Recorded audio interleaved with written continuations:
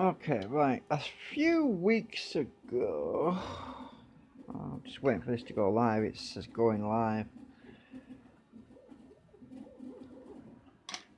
Right. A few weeks ago, I did some live tests with this setup with my static magnetic assembly and 3 coils and my scale. And the previous test using 3 coils, I was only generating about, I think it was about 0.4 of a volt. It was very small. It was 0.3, 0.4 of a volt. Half a volt anyway. At half a volt, the weight on the scale, because to explain this simply, when you have drag on a system, when the rotor is spinning, the magnets are turning, you create an equal opposite reaction. That's the drag, and the drag basically presses down on the coil. If the rotor is going clockwise, it will press down on the coil's magnetic field, and so the coils become heavier, and that is registered. I'll have to zero that. That is registered on the scales as weight, because the coils, I've got these wires attached, these wires, trailing wires, and I keep knocking the wires, so I've got to keep resetting everything. Now, the previous test that I did, if you can go back in through my videos and look it up, you'll see the similar setup with this assembly. I was getting about half a volt, and I was seeing about 0.4 grams to about 0.3 grams of weight on the scale. Now, the new design is using 6 coils, and as I was explaining in the video the other day, here's my drawing I did. The way this is supposed to work is that as the rotor is spinning, the north field, I think it's on the other side actually, when the south field is top dead center, nearly all of the coils are saturated, and they all have a plus, so they're all basically additive to the voltage to the output, so we have a big waveform. And to reduce the amount of drag on the system, because of the coils are wired in series, I've got it so that as the north field is entering and the south field is exiting, which is this one, we have basically a cancellation effect going on, where the drag is basically, well, I won't say it's completely eradicated, it's null to an effect, because there's losses, you see, there's always losses no matter what you do. But so what we have, when south is over here, this half of the system, these coils here are actually plus. The coils on the north side are actually minus. So this subtracts from this side. Now, what I forgot to mention in that previous video is we have what's called, what I would call a rolling zero effect. So when the north and south fields are exactly equal, the 0 point, or where the null point is, where there's no voltage, is actually right in the middle. So as the rotor moves, and this null point where the two fields are identical and equalized, as this moves along the coil assembly, this 0 point or 0 volt point will move along the coils in sequence through the coils. So what happens is, you basically generating voltage on one side, and the equal opposite reaction, that's the drag, is transferred through the coils that are in series, and it equates to attraction on this side. So whereas on the south field we might have a drag or a slowing down effect, pull on the rotor, on this side we actually have an attraction. So it actually adds to, basically gives us some gain on the rotor speed, so we have less drag. Now, to prove that, what I've done is I've set up this jig, which is just a simple 6 coil in series. I don't know if I can see all the wires, they're hard to see, but they're all basically wired in series. Maybe if I stick some paper behind there, you would see better. Maybe I'm just trying to, yeah, right, that's better. You can see the wires a bit better. So I've got them in series, as you can see. There's some of the coils are wired to the next coil, and so on and so on.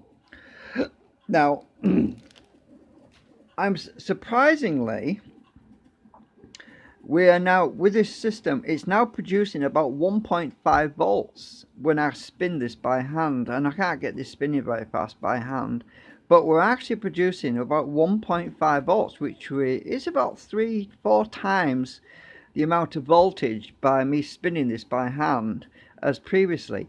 But the weight, well, scales have gone off, the weight is the same. So I'm actually producing more voltage, and 40 milliamps to 50 milliamps, I'm producing more voltage and more output at the same amount of drag as I was getting previously. So this basic principle does work. Now it's difficult to show you because I've got to put the phone in a stand, so I've got my stand here, right? So what I'm going to do is, I'll move this flipping mouse out of the way. I'm going to try and get this on camera if I can. Just a minute. I'm going to try and get these scales on camera. It might not show up too well. You probably can't see that. It's actually at 0 right now. You can't see it. Hang on a minute.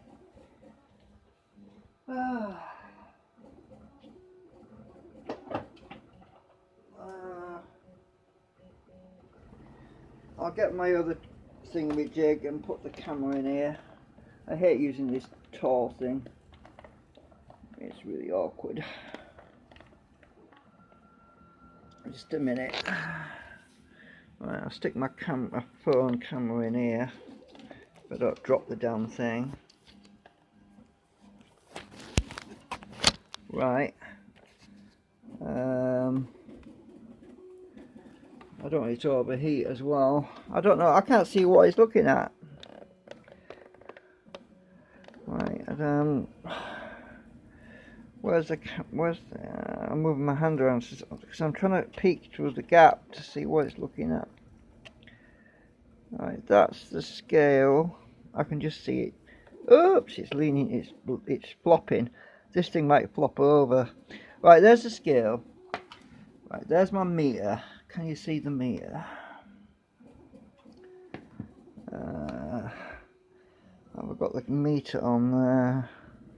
It's over here. No, you can't see the meter. Hang on. Scale is here. No, you can't see that. Just a minute. After we zero this all out in a minute. Let me just back it out a bit more. Right, there's the scale. There's the meter on camera. I can't see it properly. Hang on.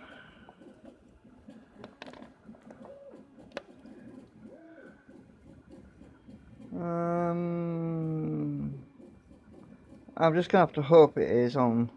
Just a minute. This is no good. It's not working right.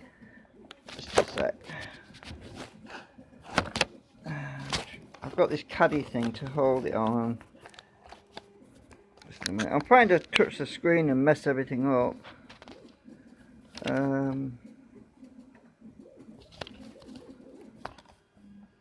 Right, hang on. I need to tilt that back a bit more.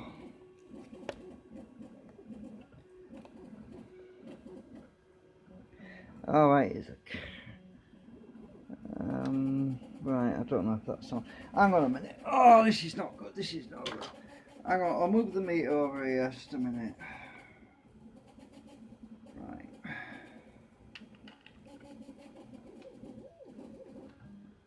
That's gone off again. Right, that's current. We're on current right now, okay? I can tell that's not pointing right. Right, is that okay now? I'm just trying to move my hand. Right, there's the meter. Right, yeah, the scale. I'm peeping through the crack. Okay, it looks like we're pointing in the right place now. Right, so 6 coils in series. Now let me spin this up. Now watch the amount of weight on the coil when I get this going. I'm not going to put coils in it this time because it really complicates everything. Right, now only 0.6 grams, about 35 milliamps. Right, it's about the same weight, but let's check it on voltage now. Stick this on 2 volts. Now let's spin it up again.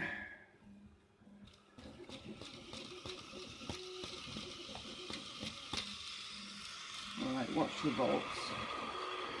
We are 1.3 volts now. Look at that. And obviously you won't see any weight at the moment because it's not drawing current. Now let's put it on current.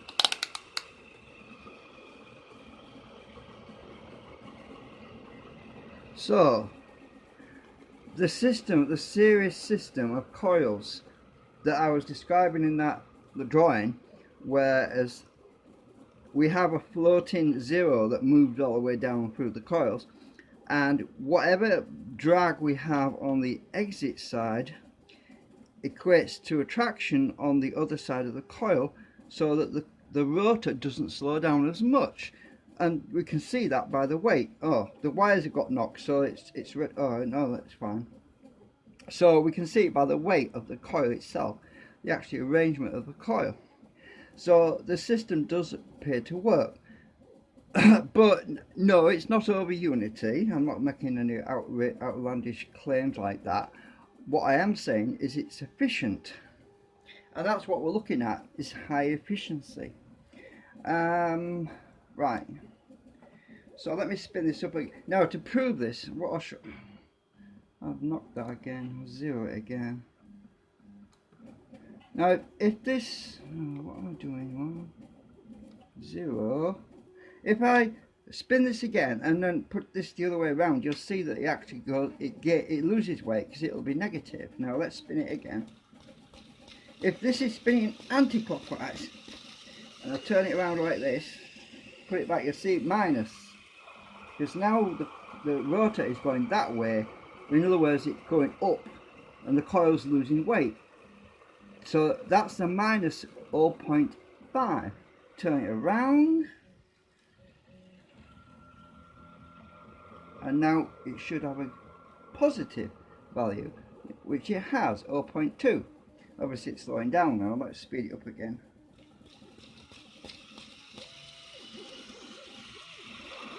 So that's a positive value when it's coming down, so it shows you the drag on the coil system. But we have much more output than before and much more voltage, but the weight is not higher, it's actually lower or less drag than previously. Where to show that? Let me think. Have I got some coils wired up yellow? Hang on a minute, I think I have, just a sec.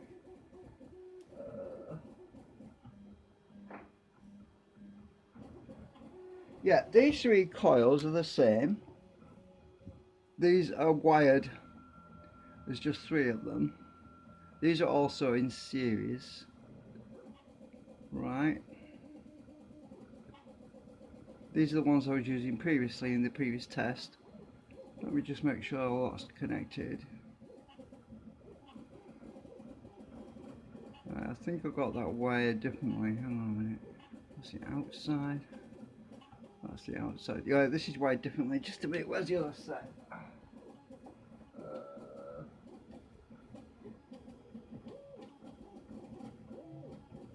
Right. These are wired in series exactly the same as these, except there's 3 of them, but this will induce more drag and there'll be less output. So let's take this set of coils off here. Let's just unclip that. let's take this jumper off here. Let's take this coil assembly off here. Now this is just a 3-coil system. This shouldn't produce more drag because it's only 3 coils, but it will produce more drag because it's not able to interact with the opposite pole on the magnet. So let's put this on here. Let's connect that to that one. So I have to recalibrate my scale. I hope to God this is going on the camera properly because I can't see what's on the camera right now. Connect this probe to this. Come on. Right. Oops. Right, that's on there. This is just 3-coil system. Let's zero that out. That flipping lead's in the way. Right, 0. Let's spin it now. Let's see what happens. And we're still on current. Okay, it's knocked again. 0 out.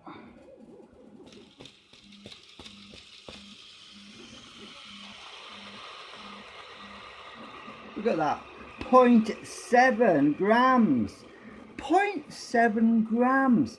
That went up to 0.7 grams. That is a lot more. So the drag is higher on 3 coils than it was on all of these 6 coils, which are compensating. Let's just move this away a minute. See it gone to 0. Look. Let's check. Let's spin it. Let's put it on voltage. Let's see how much volts we get out of 3 coils, which is going to be a lot less.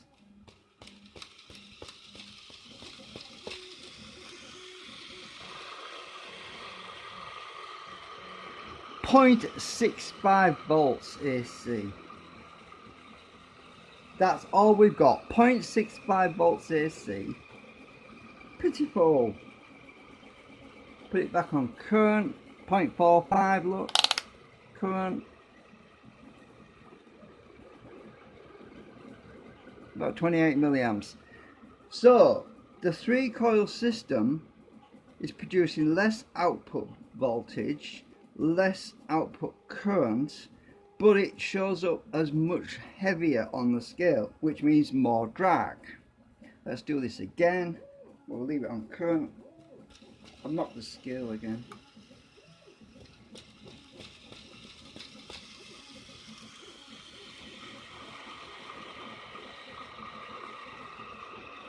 Went peaked at 0.7 just then, 42 milliamps, 0.6.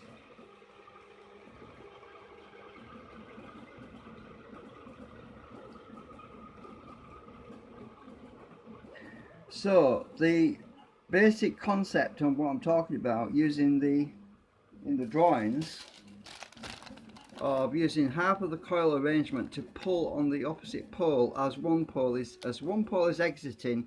We want to pull on the opposite pole to counterbalance the drag effect. The principle works, as we can see from the scale.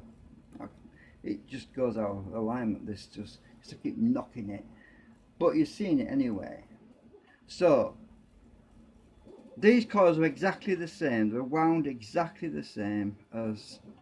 So there's the same number of turns on each of these coils. There's the same number of turns on each of these coils as there is on these coils here. Well, these are actually producing less power, and there's no cores in them. They're air cored, so we've got no difference there. These are just air cored, and these are producing more output, yet we have less weight on the scale, higher efficiency. I'll just stick these back on here again.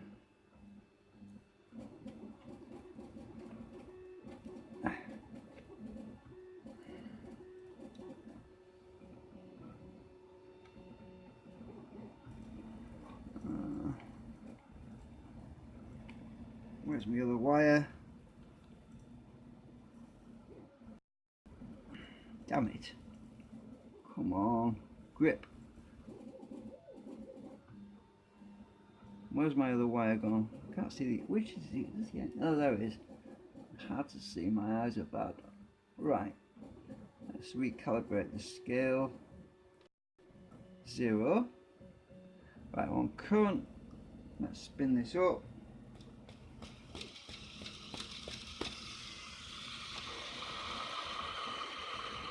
Point 0.5, 40 milliamps. It didn't go to 0.7, it went to 0.5. Let's check voltage again. When I start it again, redo this.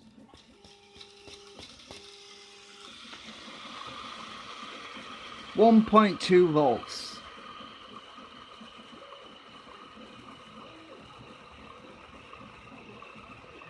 Current.